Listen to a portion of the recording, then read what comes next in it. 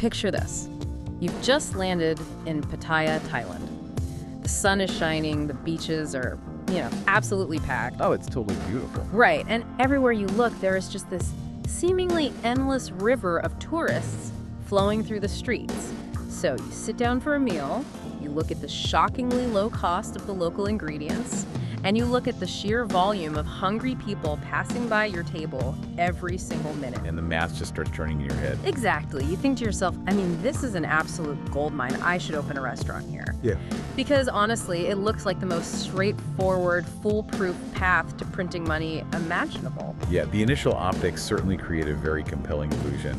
It presents itself as this flawless economic equation, like you have infinite consumer demand paired with rock-bottom overhead costs, which should, theoretically, result in massive guaranteed profit margins. But then you finish your meal, and you take a walk down a few side streets, you step away from the main drag, and look a little closer at those restaurant windows. And the illusion completely shatters. It totally shatters, because behind that glittering facade of easy tourist money, there is just an absolute graveyard of for sale signs, just block after block of completely shuttered, failed culinary dreams. It's brutal. Experienced operators on the ground will actually tell you that opening a restaurant in Pattaya is it's one of the fastest, most ruthlessly efficient ways to set your savings on fire. Which is wild, and it presents this profound paradox for any entrepreneur. How can a geographic market with so much built-in daily foot traffic be so brutally unforgiving to newcomers? It's a great question, and it's something a lot of people get wrong. Right, and that paradox is exactly what we are going to figure out today on this deep dive. But before we unpack why that is, we want to mention that this deep dive is sponsored by Miya Solutions. Highly relevant for today's topic, actually. Totally. They are a real estate investment and business consultancy based right in Pattaya that you can contact for a free consultation. The contact details are mentioned in the description. And frankly, if you're thinking of entering the Pattaya market after hearing today's sources, you're going to need them. You really are. Because we are looking at two highly realistic, completely no-nonsense, data-driven business guides today. And these sources don't hold back. No. They aggressively strip away the romanticized, cinematic idea of owning a cute little cafe by the beach. They replace it with the cold, hard, often terrifying economics of what it actually takes to survive. So our mission today is to extract the ultimate blueprint for surviving in a hyper-saturated market. Okay, let's unpack this. Let's start by sizing up the battlefield, because the sheer scale of the competition here is just mind-numbing. The numbers are staggering. They really are. In Thailand overall, there are over 700,000 restaurants nationwide. But when you zoom in on just the Pattaya and Chonburi region alone, there are over 24,000 officially registered restaurant businesses competing for oxygen. 24,000. Yeah, and if we connect this to the bigger picture, you have to look at where the money is actually flowing within that massive, sprawling ecosystem. Yeah. The total Thai restaurant market is valued at roughly 560 to 570 billion baht annually. Which is a huge pie. Right. And human intuition might suggest that the big, fancy sit-down restaurants with, massive menus and huge staffs are taking the lion's share of that revenue. But the data tells a completely different story. Oh, totally. Street food alone accounts for over 260 billion baht of that total market value. Wait, really? So the guys pushing carts and cooking in tiny open stalls are generating almost half of the money in the entire country's restaurant industry. Exactly. Yeah. The street food sector is literally carrying the entire culinary ecosystem on its back. The mid-range and high-end restaurants are actually the ones fighting for scraps in a much smaller, highly contested subsegment of the market. Wow. It's like a casino. It looks like everyone is winning because there's so much cash moving around the floor, but you forget that the fixed costs, like the landlords, the suppliers, they are the house. And the house always wins. The house always wins if you don't know how to count cards. You aren't just competing with local Thai food. You're competing with heavy-hitting Indian restaurants, capturing massive tour group demand, Western pubs serving expats their morning fry-ups, expanding Japanese and Korean buffet chain. And luxury European fine dining, too. Exactly. The fragmentation of the landscape means thousands of restaurants are all targeting the exact same demographic pool. Right. And when supply outpaces demand that aggressively, businesses panic. They drop their prices, right? Yeah, they immediately get dragged into devastating race-to-the-bottom price wars just to get bodies in seats. Which actually brings me to a massive contradiction in the sources. I have to push back here for a second. Sure, go for it. If street food is raking in half the money, and the data clearly shows that mid to high-end places are struggling, why on earth do expats and foreign investors keep showing up and opening massive, incredibly expensive European fine dining spots? Are they just not reading the room? That is such a good observation. And it raises an important question about market life. The answer comes down to a fundamental misunderstanding of a major ongoing shift in consumer behavior. Okay, what kind of shift? Well, a lot of these incoming owners are building restaurants designed for the market as it existed, like 5 or 10 years ago. They're operating on outdated assumptions. Consumer spending is drastically declining across the board. Oh, I see. The sources point out that locals and tourists who used to eat out 4 or 5 times a week are now scaling that frequency back to maybe once a month. Once a month. That is a staggering drop in frequency. It's massive. I mean, if you build a business model assuming your regulars will visit twice a week and they suddenly only show up once a month, your revenue projections are instantly obliterated. Instantly. It changes everything about the psychology of dining out. When people eat out less frequently due to economic pressure, they don't magically want fancier food to compensate. Right. They aren't looking to splurge just because it's rare. Exactly. In the current economic climate, they become highly sensitive to value. They are actively hunting for cheaper, faster, highly value-focused options that deliver a predictable dopamine hit without the guilt. So when a foreign investor builds a sprawling, velvet-lined European bistro with premium pricing, they are basically paddling upstream against the entire current of consumer demand. Precisely. They're building something the market actively doesn't want right now. Okay, so if the overarching consumer demand for value is that clear, why do the smaller operators, the ones who do try to open simple, affordable places, still go completely belly up within 6 to 12 months? I mean, if they're aligning with what the customer wants, what is killing them so quickly? Well, the fatal blow usually comes from the operational reality behind the curtain, specifically the crushing weight of fixed costs. Yeah, the cost squeeze here is absolutely terrifying in the sources. Let's talk about rent, because the numbers are just wild. They really are. Monthly rent for a commercial space in Pattaya can range from an affordable 35,000 baht all the way up to an astronomical 300,000 baht per month. Before you've even flipped a single burger or poured a single beer, your rent alone can devour 30 to 50% of your total revenue. What's fascinating here is that when you dissect the autopsies of these collapsed businesses, the cause of death is rarely the product itself. Oh, really? It's not the food? No, it's almost never that their pad thai was terrible or their steak was chronically overcooked. The failure is almost entirely rooted in ego and the psychological pressure to appear successful immediately. Wait, how does ego actually bankrupt a restaurant? I mean, structurally, how does that happen? By driving catastrophic financial decisions before the doors even open. Inexperienced owners fall into the trap of thinking foot traffic is a guarantee of revenue. Right, they see the crowd. Exactly. Put yourself in the shoes of a new investor.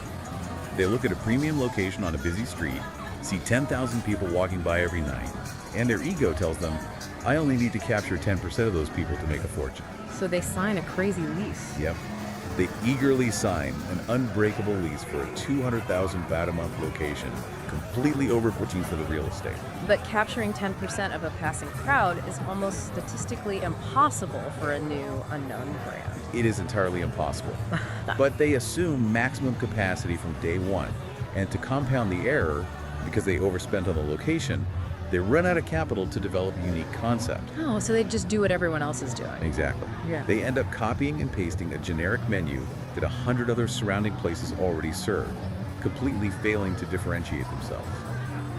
They are charging standard prices, serving standard food, but carrying ultra-premium rent. Math is upside down from the moment they sign the contract. And then the low season hits. The ultimate stress test. Right. They build a financial model that only stays afloat when the city is absolutely packed with tourists during the high season. They suffer from the delusion that the peak rush is the permanent state of the city. Which is never the case. Never. When the low season inevitably arrives, foot traffic vanishes, revenues plummet by 70%, but that massive 200,000 baht rent check is still due on the first of every single month. The business instantly shifts from a profit engine into a desperate survival mechanism. And it's sad, because the sources phrase this dynamic so perfectly. They say that a lot of these owners moved to Thailand seeking a specific lifestyle. Chasing the dream. Yeah, chasing the romantic idea of sitting on the patio of their own restaurant, greeting friends, drinking a cold beer as the sun goes down, and letting the staff handle the work. But instead of building a self-sustaining business, they end up just buying a job. And a phenomenally stressful, grueling job at that. It sounds like a waking nightmare. I mean, it's a full-time, 14-hour-a-day survival game.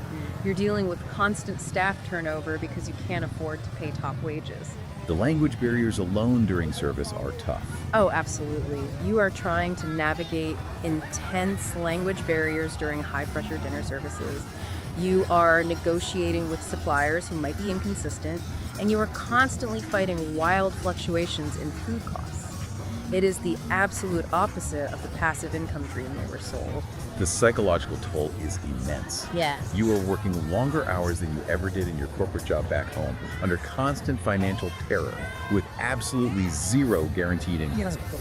And if you've overinvested in a high-rent space with a generic concept, you cannot outwork the deficit. The math is just mathematically impossible to beat, no matter how much elbow grease you apply. Okay, so we've established the graveyard. The shiny generic cafes are doomed. The ego-driven fine dining spots are doomed. But here's where it gets really interesting. Yes, the survivors. Because the sources make it clear that despite all of this, some people are surviving. Some operators are actually generating very healthy, consistent profits in this exact same brutal market. The survivors are operating on a completely different set of principles. They have abandoned the traditional vanity metrics of the restaurant industry entirely. The new formula for success in Pattaya, according to the data, has absolutely nothing to do with expensive decor, massive dining rooms, or complex encyclopedic menus. Nothing at all. Profit in this market comes down to four very specific, non-negotiable pillars: volume, speed, simplicity, and repeatability. Every single concept that works in the long term rigidly adheres to those four pillars. Let's look at the first winning model extracted from the data, which is the upgraded street food concept. This one is brilliant because it removes the pressure of invention.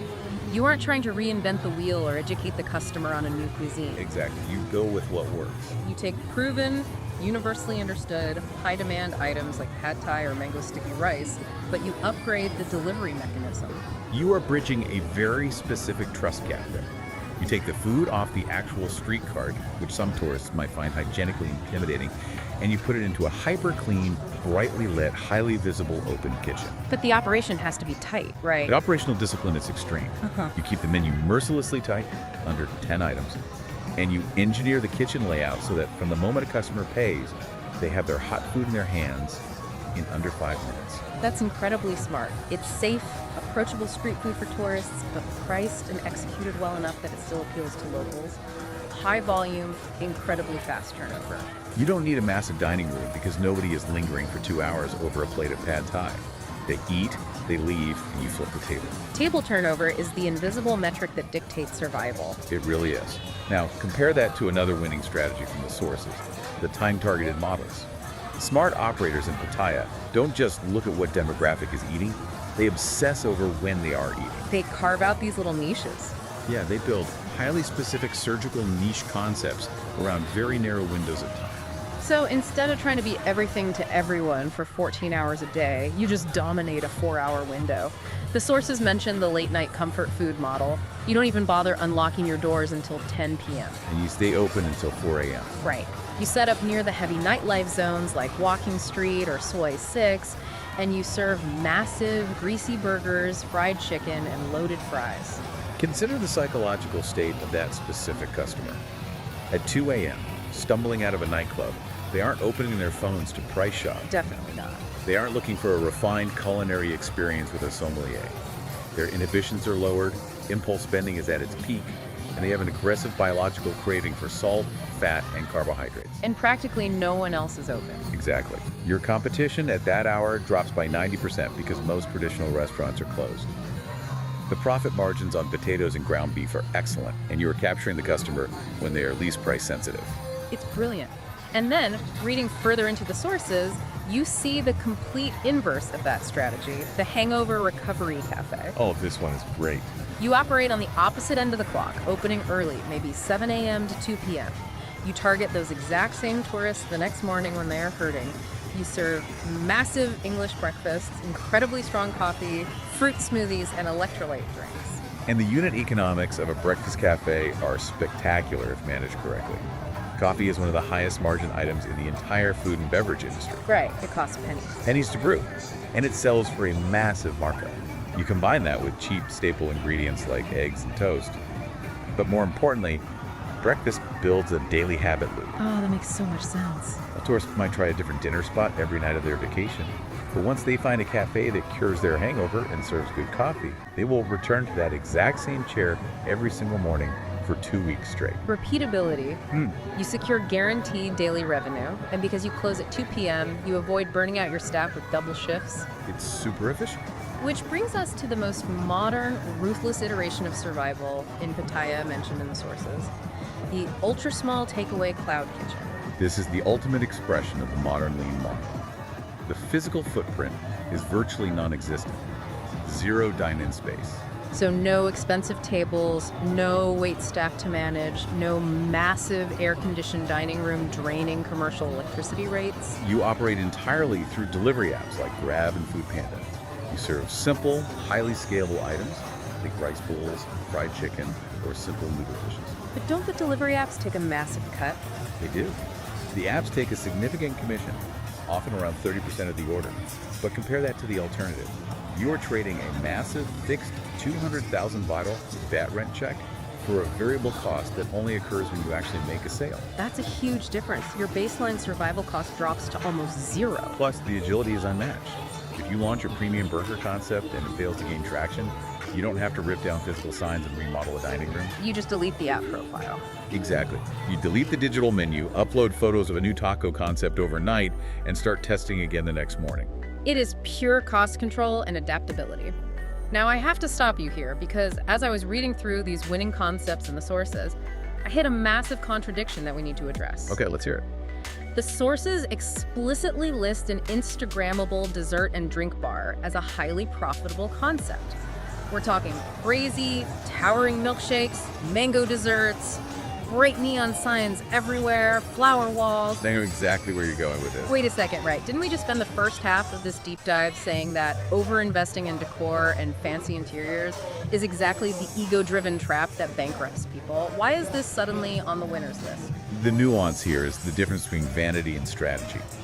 That Instagrammable concept works, and works incredibly well because it is fundamentally a marketing-driven business model, not a food-driven business model. Explain the math behind that difference. Think about it.